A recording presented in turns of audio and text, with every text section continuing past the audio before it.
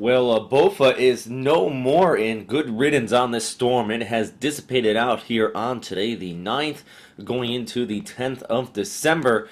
Mainly due to a few factors, but the most important was an abundant amount of vertical wind shear being pushed in from a trough off here towards the north, and that really stretched the storm out. That's why you're still seeing some light rain showers over northern portions of Luzon here. Even down there towards the south, some showers are continuing to kick up, but if you look here on this enhanced infrared imagery, and that's why I'm using it, because you can still kind of see the center of circulation meandering off here towards the west of the Philippines, but it is a much weaker beast than it was just say 24 to 48 hours ago. But yeah, still bringing some rain showers. Actually, if we look at this report just outside of Manila here, it looks like upwards of about 50 millimeters was reported in the past 24 hours, even off there to the northern portions of Luzon.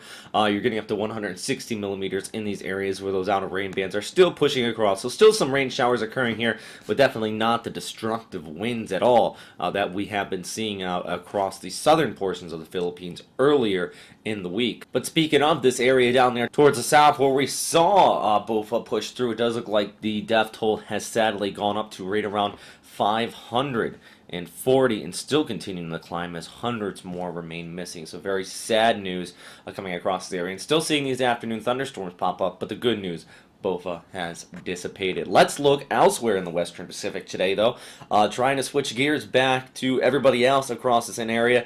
First, I want to talk about a very strong storm developed over northern Japan, and actually it has been lingering here for about 48 hours now, just off the northern portion of Hokkaido. But what this is doing is bringing all sorts of snowfall onto the west coast here of Honshu and even off towards Hokkaido around Sapporo. Actually, this video coming out of Niigata, the uploader was stating that it does look like there was thunder associated with some of these snow showers. So very violent storms continuing to push ashore. Now, good news if you are a skier. I know that we do have some viewers that are looking for some ski conditions out across this area. Well, it does look like some of the slopes are already starting to open up, and snow is really still continuing to come in. But on the downside, it is making for some very dangerous driving conditions across this area, and also travel weather. If you plan on flying anywhere on the west coast, you will likely see some sort of delay. Actually, showing here the radar imagery, you can still see a few of these areas in the reds and yellows popping up on the radar. Those are those areas that are picking up on that thunderstorm activity associated with the snow shower. So definitely very rough going here. Now, the good news for you in Tokyo, it is remaining on the dry side. All the mountains around the Kanto area act as a buffer. Most of this all gets snowed or rained out around that area, and at least at this time, Tokyo, despite being rather breezy and fairly chilly through the overnight hour, it is going to remain dry, and you just see those gale force winds continuing to push across here, indicated by these wind barbs. But meanwhile, a little bit farther towards the west, we have a trough coming out of the Tibetan Plateau.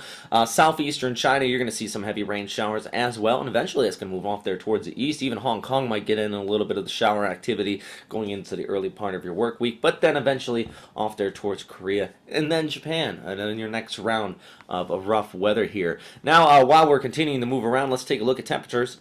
And this is actually the overnight low temperatures for this past night. And the reason why I'm showing the hindcast is just show how cold it really is getting out here. Below the freezing mark. I apologize for all of this being in Fahrenheit, but below the freezing mark all the way down there. It looks like right around Shanghai, even much of the Korean peninsula outside of areas near Busan, near the coastal areas, and extending over towards northern Japan. So these are all the areas that you are seeing the temperatures drop below 32 degrees or 0 degrees Celsius.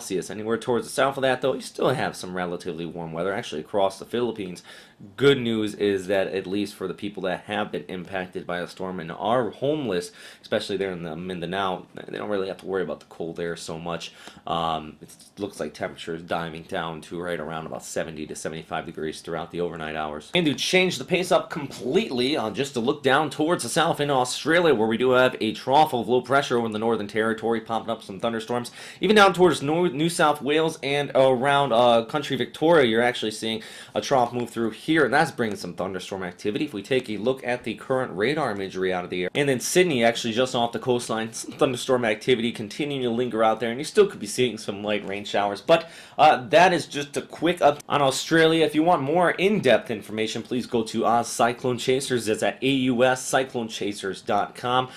He has complete in-depth information put out here on storm systems moving across Australia, and not just here once cyclone season starts pushing around he has all of this really great information. So please go there and check it out if you are down under there and you are one of our viewers that does tune in for the Western Pacific. But that is all for right now, everybody. Thanks again for watching here at WesternPacificWeather.com. If you have any questions, comments, or suggestions, please post them in the comment box below. And also hit the like button if you'd like to, or subscribe to our channel if you do like our updates and you have been following us throughout the duration of Bopha. Always appreciate that. And please check out our previous video annotation on the screen, just showing basically a compilation of the aftermath and storm footage caused by Bopha here. I hope everybody stays safe out there, and really let's give our best hopes for everybody there in the southern Philippines continuing to recover from this absolutely devastating storm. But good riddance on it, and it's gone now.